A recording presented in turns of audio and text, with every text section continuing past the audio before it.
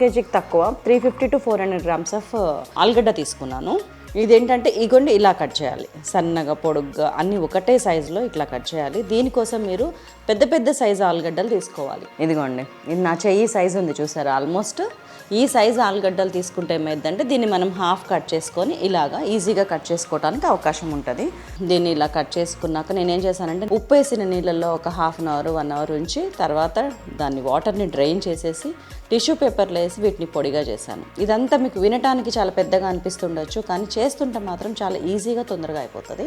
మీకు ఎక్స్ప్లెయిన్ చేయడం నాకు టైం పడుతుంది అంతే. సో డోంట్ హెజిటేట్, అంటే ఇంత పని ఉంటుందా అని అనుకోకండి, వెంటనే చేయండి, ఇమీడియట్గా బాగా కుదురుతుంది. అండ్ ఇప్పుడు మనం ఇందులో ఏమేమి కలుపుకుందామో చూద్దాం. సో ఫస్ట్ ఇందులో నేను పచ్చిమిర్చి వేసేస్తున్నాను, సన్నగా తరిగిన పచ్చిమిర్చి. ఇది చాలా టేస్ట్ ఉంటుందండి. ఇవి ఒక 4-5 పచ్చిమిరపకాయలు అండ్ 1 teaspoon ఆఫ్ అల్లం వెల్లుల్లి పేస్ట్.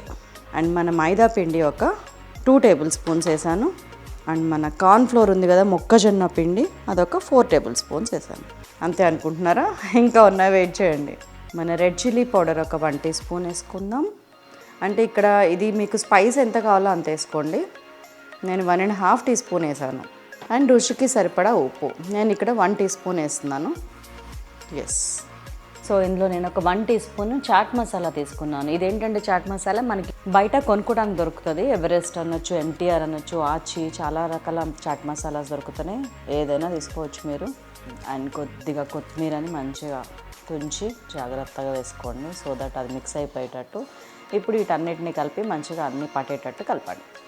ఇట్లా కలిపేటప్పుడు కొంచెం ఆలుగడ్డని స్క్వీజ్ చేసుకుంటా కలిపితే ఏమవుద్దంటే, పిండుకుంటా కలిపితే ఏమవుద్దంటే ఆలుగడ్డలో ఉన్న వాటర్తోని అది పొడి పొడిగా అవుతుంది అనమాట. ఆ వాటర్ వచ్చి మిక్స్ అవుతుంది ఈ పొడిలో. అప్పుడు మనకి ఆ పొడి సరిపోతుండొచ్చు, చూసుకోండి.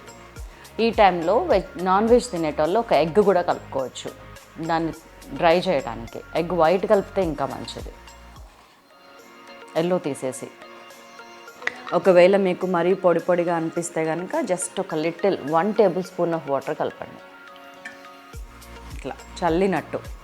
యా, ఇది కేవలం ఏంటంటే మన వేసిన ఇంగ్రీడియంట్స్ అన్నీ ముక్కకు పట్టడానికి మనం చేస్తున్న ప్రయత్నం. ఇదంతా జస్ట్ కోటింగ్ లాగా ఫామ్ అవడానికి. మీరు ఎక్కువ వాటర్ పోసారంటే అది బజ్జీ అవుతుంది, స్టిక్స్ అవ్వదు. కాబట్టి బీ కేర్ఫుల్. దట్స్ ఆల్ అండి. చూసారా ఎంత పొడి పొడిగా ఎట్లా ఉందో.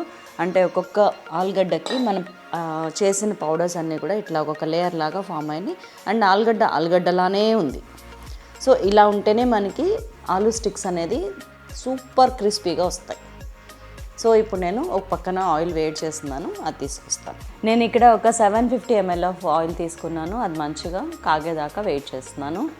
ఇది కాగేటప్పుడు ఫుల్ కాగేటట్టు చూసుకోకండి, జస్ట్ 85-90% కాగితే చాలు. మరీ ఫ్యూమ్స్ వచ్చేదాకా, పొగలు వచ్చేదాకా ఆయిల్ని కాగనివ్వద్దు. మన ఆయిల్ కాగిందని కన్ఫర్మ్ చేసుకున్నాక ఒక్కసారి వేసేసుకుందాం. జస్ట్ వేసేటప్పుడు విడివిడిగా వేయండి, ఇట్లా విడదీసుకుంటా వేయండి వాటిని.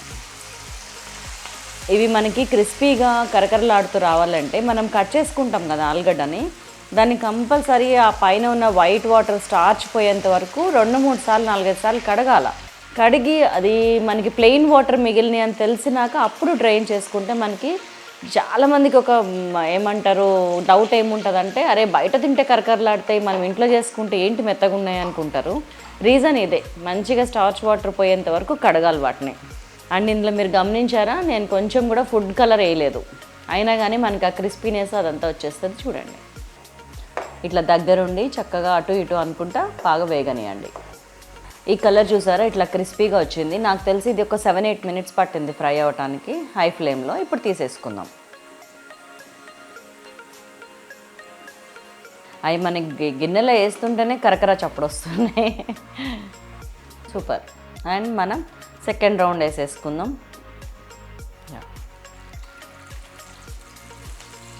వేసేటప్పుడు ఇట్లా విడివిడిగా వేయటం మర్చిపోవద్దు. చక్కగా ఇలా వేగనివ్వండి. సో తీసేసుకుందాం. మన రెండో వాయి కూడా అయిపోయింది. ఈ కలర్ చూసారా, క్రిస్పీనెస్ చూసారా, సేమ్ ఇట్లా వచ్చేంత వరకు వేయించండి. 7-8 minutes పడుతుంది. సో ఇందులో మనం కొంచెం పచ్చిమిర్చి, కరివేపాకు కూడా తీసి పెట్టుకుందాము, సో దట్ మనకి ఫైనల్గా వేసుకోవడానికి. ఇది మన డెకరేటివ్ పీస్ అనమాట, at the same time taste కూడా. సో ఇలా కొంచెం గ్రీన్ కలర్ ఫేడ్ అవ్వకుండా చూసుకోండి, అది డార్క్ కలర్ రావద్దు. ఆ గ్రీన్గా ఉండగానే వేయించి తీసేసేయండి. ఇట్ టేక్స్ జస్ట్ 1.5 minutes అంతే. హే హియర్ వి ఆర్. చూసారా మన స్పైసీ ఆలూ స్టిక్స్ ఎంత బాగా వచ్చినాయో. This is the final product. ఇప్పుడు ఇది చూస్తే తినని వాళ్ళు ఎవరైనా ఉంటారా మీరు నాకు చెప్పాలి. ఎంత క్రిస్పీగా వచ్చిందంటే నిజంగా ఇట్లా కరకరా అంటున్నాయి, తింటుంటే సౌండ్ వస్తుంది. ఎక్సలెంట్ అండి, సూపర్ అంటే సూపర్. మీరు ఎప్పుడు చేస్తున్నారో చెప్పండి, అండ్ చేసినాక నాకు కామెంట్ చేయడం మర్చిపోవద్దు.